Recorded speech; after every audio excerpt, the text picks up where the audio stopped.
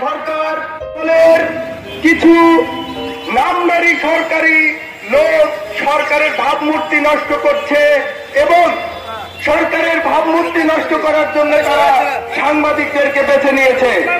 কারণ তারা জানে যে সাংবাদিকদের উপর যদি নির্যাতন করা হয় সরকারের ব্যানারে, তাহলে সরকারের ভাবমূর্তি নষ্ট হবে আর সাংবাদিকরা লেখালেখি করবে সরকারের বিরুদ্ধে।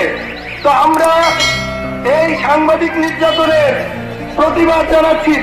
আমরা ভুলে যাইনি সাগর রুনি হত্যাকাণ্ডের কথা, আমরা ভুলে যাইনি আমাদের বন্ধু সাংবাদিকদের কথা যারা বিভিন্নভাবে রাজশাহীতে নির্যাতিত হয়েছে, সারা বাংলাদেশে নির্যাতিত হয়েছে সাংবাদিকরা।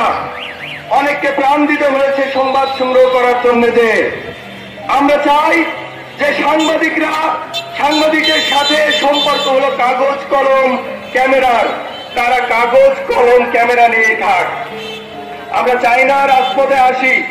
আমরা বারবার কেন রাজপথে আসবো? আমাদের অধিকার আদায় হলেই তো হলো।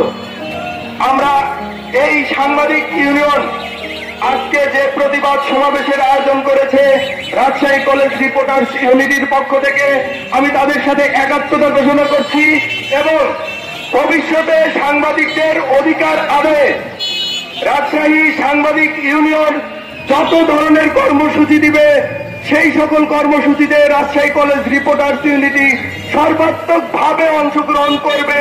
এই কথা বলে আমি আমার বক্তব্য শেষ করছি।